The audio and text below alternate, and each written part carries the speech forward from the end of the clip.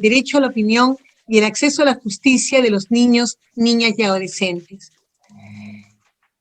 Lo primero que tendríamos que nosotros decir son, pues, cuestiones fundamentales aquí que las hemos puesto como preliminares, que lo que es la participación de los niños y adolescentes es uno de los principios jurídicos que orientan la especialización en la materia, como son también el derecho a la vida y al desarrollo, el interés superior del niño y la no discriminación. Esto tiene que ver con el cambio de paradigma que tenemos, con el cambio de doctrina, de la doctrina de la situación irregular, donde finalmente el niño es un objeto de tutela para pasar a verlo como un sujeto de derecho que tiene que impactar en las decisiones que se adoptan con respecto a ellos y a ellas, ¿no? A través de su opinión. Es una valorización distinta. Antes no había espacios para la escucha de la opinión de los niños en los espacios judiciales. Otra cuestión también importante es que el derecho a ser oído, pues, es hoy en día considerado uno de los principales componentes del acceso a la justicia en los niños, niñas y adolescentes. Es, por lo tanto, pues, una garantía procesal. Una cuestión fundamental también a valorar es esto dicho en el artículo 9 del Código de Niños y Adolescentes, que nos pues sitúan frente a la necesidad de considerar la valoración de la edad para un criterio al momento de determinar pues la relevancia de la opinión de los niños y adolescentes. Si bien es cierto, está dicho como tal en el artículo 9 del Código de Niños y Adolescentes, porque se nos dice que la opinión de los niños tiene que ser valorada conforme a criterios de edad y madurez. Pero sin embargo vamos a ver que esto se ha relativizado. Otra cuestión también importante es que sabemos muy bien que en principio, ¿no? En principio, para el ejercicio de sus derechos, según esa normativa, pues está indicado que requieren los niños y adolescentes de sus representantes legales.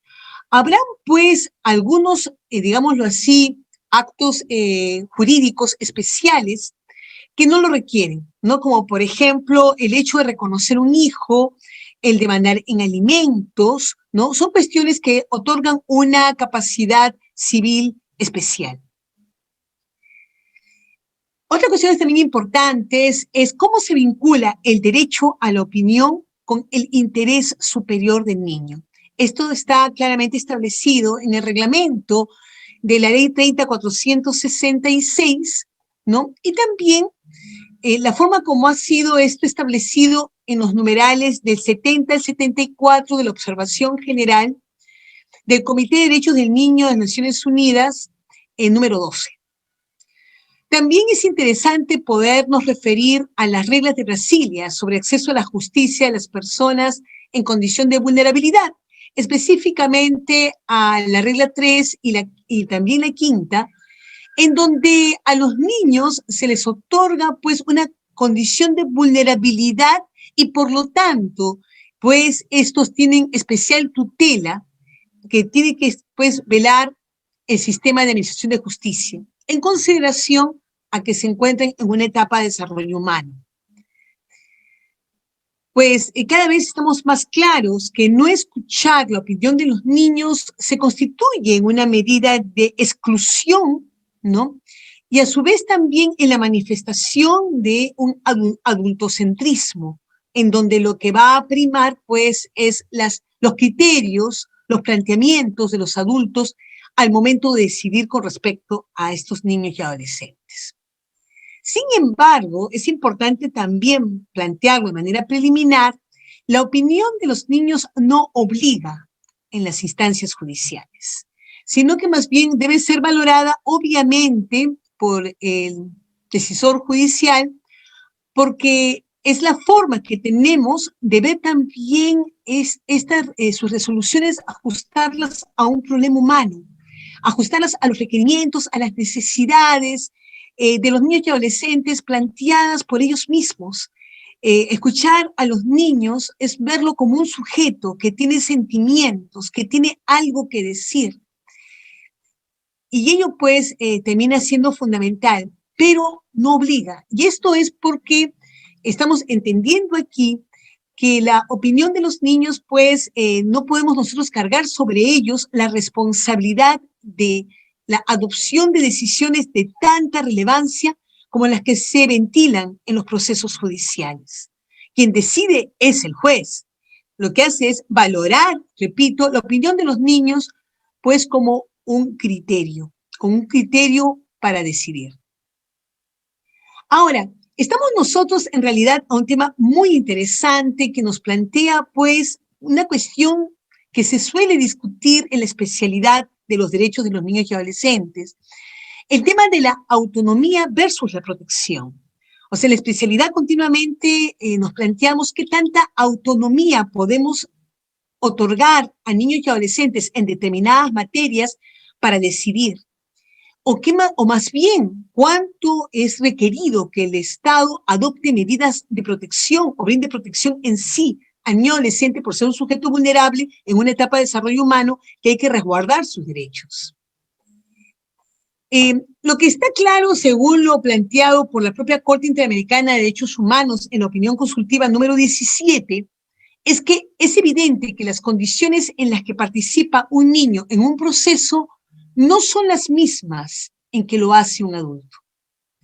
Si se sostuviera otra cosa, se desconocería la realidad y se omitiría la adopción de medidas especiales para la protección de los niños, con grave perjuicio para estos mismos. Por lo tanto, es indispensable reconocer y respetar las diferencias de trato que corresponden a diferencias de situación entre quienes participan en un procedimiento, ¿no? Qué interesante, o sea, a partir de ello, o sea, a partir de esta diferenciación jurídica que nosotros hacemos con respecto a los niños y adolescentes, que la planteamos en el propio título preliminar, en donde los hacemos sujetos de una protección específica, cómo esto se traslada también, obviamente, en su actuación en un proceso judicial.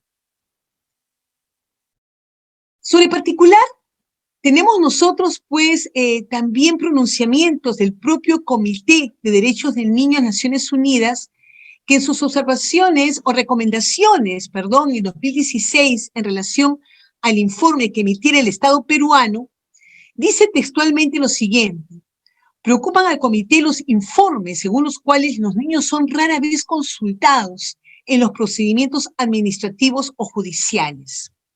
Y se plantea como recomendaciones que el Estado vele por la aplicación efectiva de la legislación que reconoce el derecho del niño a ser escuchado en las actuaciones judiciales pertinentes, lo que incluye el establecimiento de sistemas o procedimientos para que los trabajadores sociales y los tribunales se ajusten a este principio.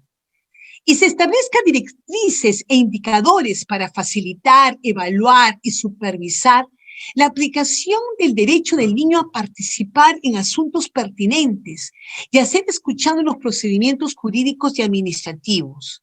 Y vele porque los profesionales pertinentes reciban formación sobre su utilización. Entonces vemos nosotros cómo el Comité de Derechos del Niño, en la medida que también es autor, obviamente, de las observaciones generales, estamos hablando de la 12 y la 14, ¿no? A una referida, pues, al derecho a la opinión y otra al interés superior del niño, pues insiste en que los estados tengan en cuenta el requerimiento de establecer los mejores mecanismos para escuchar o recoger la opinión de los niños, niñas y adolescentes al momento que se adoptan decisiones con respecto a estos.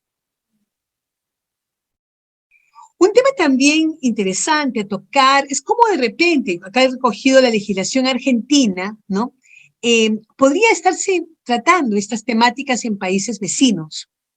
El artículo 26 del Código Civil y Comercial dice: la persona menor de edad ejerce sus derechos a través de sus representantes legales.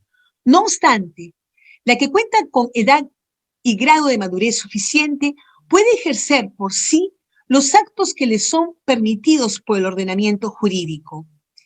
En situaciones de conflicto de intereses con sus representantes legales, puede intervenir con asistencia letrada.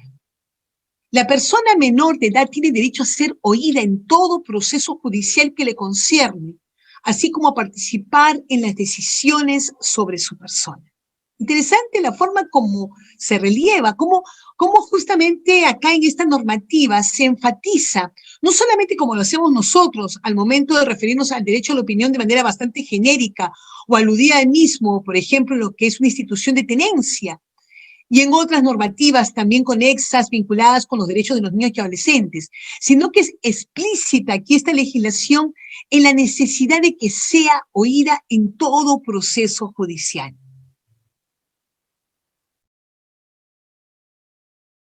Bueno, también importante, ¿no?, es ver cómo es que el propio Comité de Derechos del Niño de Naciones Unidas hace hincapié en que el artículo 12º de la Convención sobre los Derechos del Niño no impone límite alguno al tema de la edad. O sea, no hay una edad establecida, lo deja al criterio de cada Estado.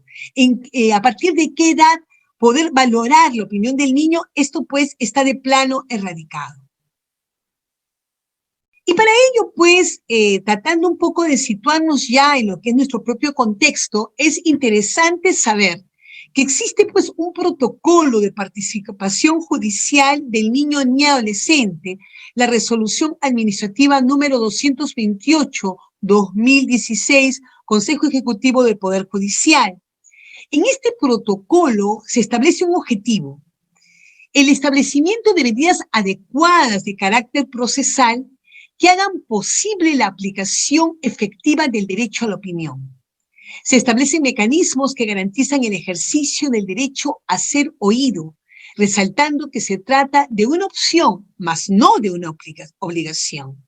El niño no puede ser obligado a opinar, ¿no es cierto? Tiene el derecho a hacerlo. Y esta, pues, resolución administrativa lo que ha hecho es dar respuesta a lo que comentamos hace un momento, las recomendaciones del Comité de Derechos del Niño. Vamos, el resto de la exposición, pues, a situarnos en los principales planteamientos de este protocolo. Consideraciones generales, ¿no?, con respecto a la escucha de la opinión del niño. Se indica, pues, que es necesario recoger la opinión del niño con sus propias palabras, ¿no? No garantizar que no haya, pues, algún tipo de obstrucción parental, en donde los padres a veces hacen aprender discursos a los niños o adolescentes cuando estos se ven interviniendo en un proceso judicial. Además, tener en cuenta cómo es necesario recoger sus puntos de vista, ser considerados, ser valorados. Y que esta expresión de su opinión, pues, puede darse de distintas maneras, no solamente con palabras, sino que también pueden haber miradas, gestos, ¿no? Entre los cuales los niños nos pueden estar manifestando muchas cosas en el lenguaje propiamente no verbal. Además, sabemos que, pues, no se debe esperar de ellos un juicio de valor, sino que más bien lo que se esperaría es que estos puedan manifestar sus sentimientos, sus necesidades personales y afectivas para que puedan ser valorados por el juez al tomar la decisión que se ajuste al interés superior del niño. Otras cuestiones también importantes como consideraciones generales es el ambiente en el cual será escuchado el niño, ¿no? Que obviamente tiene que ser distinto de un despacho judicial. Se busca de que sea un espacio amigable, teniendo en cuenta, pues, la edad de este sujeto. Y bueno, se plantean como ejemplos lo que es las cámaras Gesell, ¿no?, al momento de recoger su declaración cuando ha sido víctima de un delito de violencia sexual o de daño a su integridad, y también las salas de encuentro familiar, que algunas de ellas ya han sido instaladas en determinadas cortes superiores del país. Lo que se busca también es que propiamente la forma como se recoja la opinión de los niños sea una forma a través de una conversación, de un diálogo con ellos. No es propiamente un interrogatorio, ¿no?, sino es un diálogo que sea, como decimos, afable, utilizando los términos que puede entender, recogiendo sus propias impresiones y sus propias expresiones, ¿no?, y que sea lo posible acompañado por sus padres o tutores. Otra cuestión también importante que se nos plantea es que el juez debe evaluar el nivel de comprensión del niño, no solamente en base a su edad, sino también ver esta capacidad para formarse su propia opinión, debiendo pues verificarse algunas cuestiones personales de estos, como por ejemplo su experiencia, su entorno, sus expectativas sociales y culturales, y propiamente el nivel de apoyo familiar, comunitario que pueda tener. ¿Cuáles son los deberes del juez? En base a lo dicho en este protocolo. Se plantea entonces la evaluación de la capacidad de los niños, niñas y adolescentes para formarse una opinión autónoma, propia, debiendo tomar, pues, para dicho efecto, algunos criterios como los cronológicos, psicológicos, culturales y sociales, obviamente con el apoyo, en principio, de su equipo multidisciplinario. Y también importante que el juez tenga en cuenta que la opinión del niño tiene que ser un factor destacado en la resolución. Obviamente siempre que esté en condiciones de formarse un juicio propio.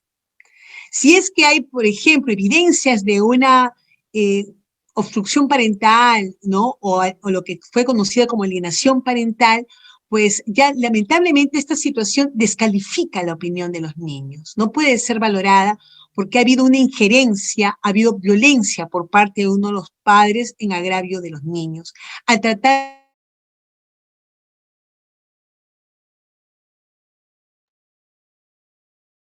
Pero detrás también de este derecho a la opinión está el derecho a ser informado. Qué interesante cómo vincula este protocolo lo que es el derecho a la opinión con el derecho a la información. Y se nos dice lo siguiente, ¿no? Que antes del ejercicio de este derecho a ser oído, el niño adolescente tiene el derecho a la información y que este resulta imprescindible. No podemos nosotros entonces generar un espacio de escucha de opinión si antes no hemos garantizado su derecho a la información. Entonces, lo que se necesita, y se establece como un requerimiento para el juez, es que éste debe disponer que se prepare al niño y que se nombre, pues, por lo tanto, a una persona del equipo multidisciplinario que lo asista.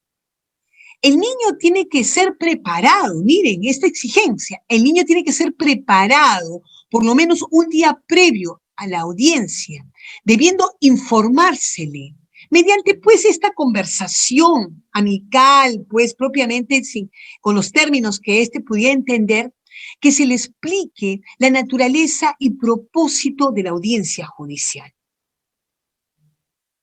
¿Qué se le deberá informar? El rol que les toca desempeñar, ¿no? El propósito e importancia de su participación. Las condiciones como éste podrá vertir su opinión. Y la opción que tendrá de expresar su opinión de manera directa o por medio de un representante legal. En el ejercicio entonces del derecho a la opinión, es importante que el juez debe partir de la presunción que los niños, niñas y adolescentes son capaces de expresar sus propias decisiones u opiniones. A su vez también tener en claro que no hay un límite en su edad. O sea, que no hay que a partir de determinada edad debiéramos escucharlos, oírlos, no. En realidad, también el protocolo nos sitúa a diversidad de supuestos a través de los cuales podemos recoger su opinión. No solamente una expresión verbal, sino que también puede ser a través de juegos o de expresiones corporales o faciales y también a través del dibujo y la pintura. Yo recuerdo haber visto experiencias muy interesantes de recojo de la opinión de los niños en relación a su relación con sus padres. Y he visto dibujos en los cuales, por ejemplo, los niños dibujaban a sus padres mostrando los dientes. Y bueno, los psicólogos interpretan muy bien esto, que el mostrar los dientes, ¿no? En un dibujo, una figura humana, es mostrar que esta persona, según la percepción del niño, es una persona agresiva. También tener en cuenta que los niveles de comprensión de los niños, pues, no necesariamente están vinculados con el tema de la edad cronológica. ¿No? Eso es importante verlo, ¿no? Y que la capacidad de los niños para formarse una opinión propia debe valorarse caso por caso, en cada caso concreto. Hay diversidad de factores que pueden influir en la madurez y la autonomía o autodeterminación del sujeto. Y esto pues tiene que ver con factores a nivel individual, familiar, social, cultural y cultural también. Se quiere, ¿no?, a que justamente el juez valore la madurez de los niños o adolescentes y para que estos puedan expresar sus opiniones de forma razonable e independiente y que también puedan comprender las consecuencias de lo que sería decidir en su opinión. O sea, cuando hablamos de decisiones, no es, como hemos dicho, no es que ellos van a decidir, sino de cómo ellos finalmente determinan su opinión, las consecuencias de determinar su opinión en uno u otro sentido. Y también lo que se busca es que las diligencias judiciales duren lo menos posible y, como lo hemos venido repitiendo, sean amigables. Otra cuestión también interesante es esta del representante del niño. El representante del niño, niño adolescente, ¿no?, representa exclusivamente sus intereses y no los intereses de terceras personas. Sus representantes pueden ser sus propios progenitores, uno de ellos, un abogado, un trabajador social o un psicólogo, ¿no? Y finalmente, a lo que se compromete este representante del niño, que se compromete pues a expresar la opinión de este, es a expresarlo de manera correcta, no agregando nada, sino tratando de alguna manera expresarlo, el sentir del niño que le ha sido manifiesto, de repente no en una sola ocasión, sino en varias. Algunos supuestos también nos establece este protocolo para considerarlos. Dice, cuando se establezca la separación de sus padres, los niños, niñas y adolescentes debieran participar con su opinión, brindando su opinión en procesos de divorcio o de acogimiento familiar o de adopciones por excepción. También en los procesos seguidos adolescentes en conflicto con la ley penal, aunque es interesante pues recoger este derecho de estos a guardar silencio, ¿no? Nadie nos puede obligar a brindar una declaración, aunque hoy en día es bastante necesario que estos viertan su opinión, sobre todo cuando son cogidos infragantis, ¿no?, para que puedan, pues, de alguna manera orientar al fiscal si es que en el caso sería meritorio también aplicar una revisión. Interesante también es la necesidad que se exige en la ley de la especialidad penal juvenil de que estos puedan dar su consentimiento cuando se va a aplicar justicia juvenil restaurativa o también en temas de mediación. Ellos deben pues conocer los cargos que se le imputan para ejercer su derecho a la defensa y las audiencias tienen que ser en privado para guardar su derecho a la reserva o a la intimidad, privacidad del caso. Cuando es víctima de delitos, ¿no?, es importante que estos puedan expresar libremente su opinión, pero hay que tener mucho cuidado en lo que es la revictimación. Tienen que estar continuamente informados, ¿no?, sobre su participación en la etapa de investigación y el propio proceso judicial. Tienen que ser conocedores de cuáles son las medidas de protección que podrían ser aplicables para estos o estas en el caso. Y obviamente hay que evitar a toda costa que se filtre información que pueda identificar a las víctimas, aún más que esto pueda pues hacerse conocido en los medios de comunicación. Cuando el niño es víctima de violencia familiar, lo que se busca es, en lo posible, una sola declaración. Una sola declaración que desvirtúe la presunción de inocencia.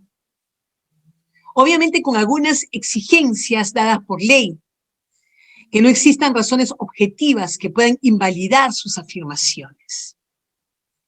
También otro tema interesante es el tema de la retractación, ¿no? Inicialmente pudo haber dicho, pues, el niño adolescente, víctima, que tal sujeto fue el que lo agredió, pero luego, propiamente por cuestiones vinculadas con su contexto un contexto de coerción familiar o social, intenta retractarse.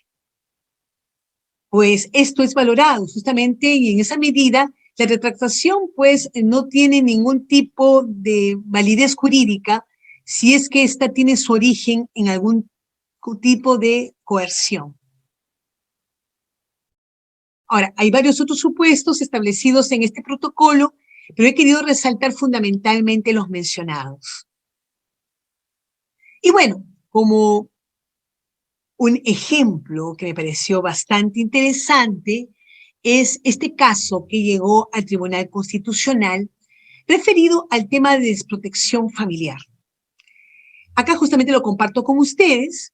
Con fecha 8 de julio del 2014, doña Angélica Reynoso Alviño interpuso demanda de habeas corpus a favor de su nieta y la dirigió contra la directora de la investigación tutelar de Junín Huancayo, para que se disponga la libertad de la menor favorecida y le sea entregada a la recurrente, o sea, a la abuela, toda vez que se encuentra indebidamente retenida en el albergue del distrito de Jauja desde el 1 de julio de 2014 por presunto abandono moral.